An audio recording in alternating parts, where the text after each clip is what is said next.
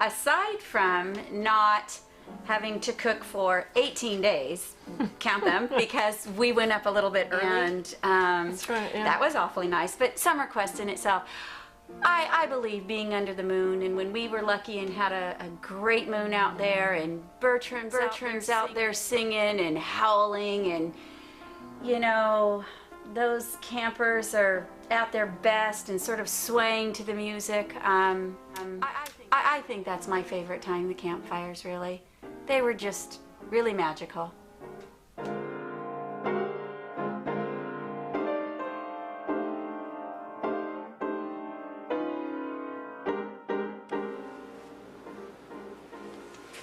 Favorite place at the Feather River Inn? Maybe the top of the hill where you could see the stars.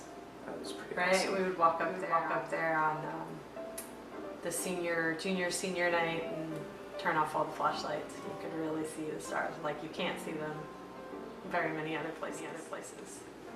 Yeah, that was magical.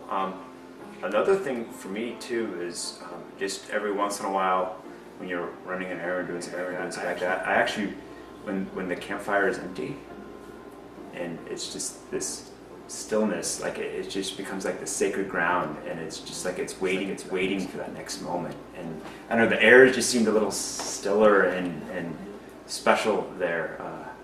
I really like that because it was either like the anticipation or a memory back of something. That was another one of my favorites.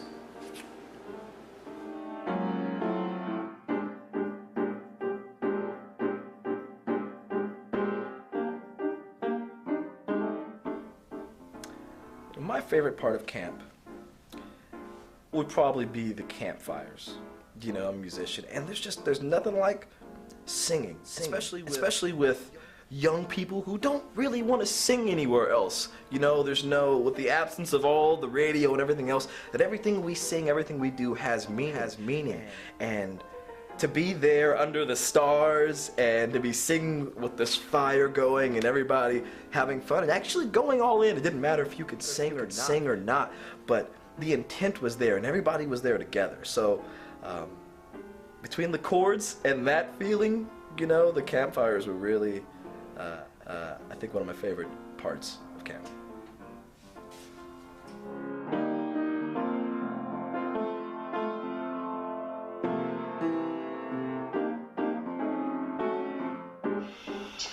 It was always like everybody knew that was it for the summer, or for some campers it was their final campfire, and you know, it was always just almost eerie, but it was always the best one. That's so true. That's so true. Absolutely, absolutely. That's just everything we were saying. It was sweet and wonderful and beautiful. Everyone knew all the songs real well by then. We were in some sense doing the old familiar, and in another sense we were doing it with that feeling that a lot of those people weren't going to be there the next year. And there would be the fun of having some new people, but that circle was not going to be ever the same as it was that night. Yeah, and Fivel pointed it out in a very amazing way, is that, you know, not only us as staff felt it, but the campers felt it as well, and that was how special it was. That it transcended from the youngest kid that was there to Bertram, to the biggest guy there. Yes. So it was just amazing, and it was such an experience. It was, and I've heard that from kids over and over, that was their saddest part of camp, but their favorite part of camp was the last camp. Oh, absolutely.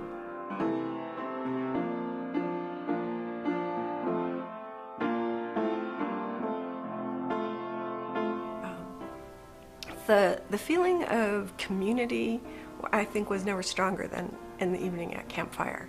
You really felt like you were part of this amazing experience, and you felt, I felt special every night. Like, this is a cool thing.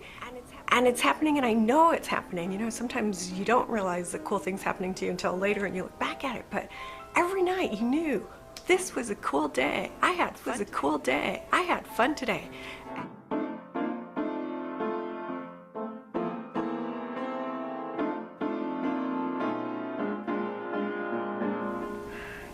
the most exciting as far as the entertainment, whether, you know, everyone had their song, and that was fun, don't get me wrong. But I always look forward to every year, and you know, as a camper and growing up, was Bertram's story. I don't know where he got him from. I don't know, you know, but he always had a story each year, and I felt like it was a new story, and I was so enthralled in it. Having Bertram tell this story, and just like in awe, and like imagining the story in my mind. I mean, I just think he's an excellent, Bertram, are an excellent storyteller. I just love. So that was just magical to me. Also, I think he used to do magic with the fire. The fire would just all of a sudden start, and we'd have a campfire like midway through his story. You know, your story. That was amazing. I thought it was amazing.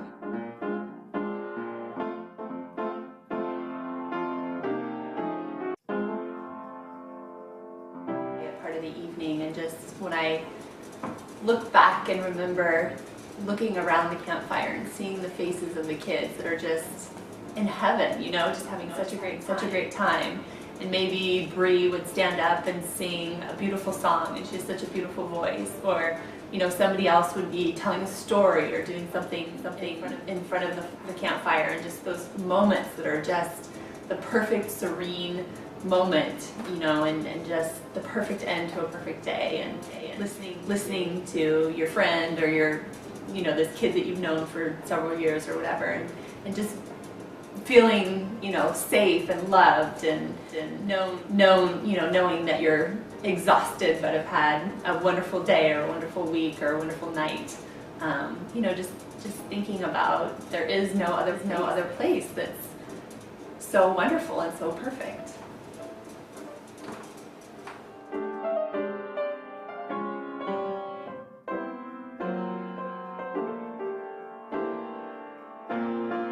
Best week of my life. So I'll never forget the pine cones, which took a while because I think each person got a pine cone. But then you knew numbered pine cone number 2. I think you even started saying, now you're gonna get one pine cone, and we're gonna go around once, and then I have a second pine cone, and someone would have to bring out a second and a third, and that got like a whole round 2 going, because oh well, I have a second one, and then there'd be a third or fourth, and then the kids who draw out their story, so it wasn't a first emotional experience, and then it was like, oh God, here we go, these kids. But not that I was laughing at the time. This is my sad story. The sad part of camp was that watching the kids put those pine cones in. It was cute. But the most...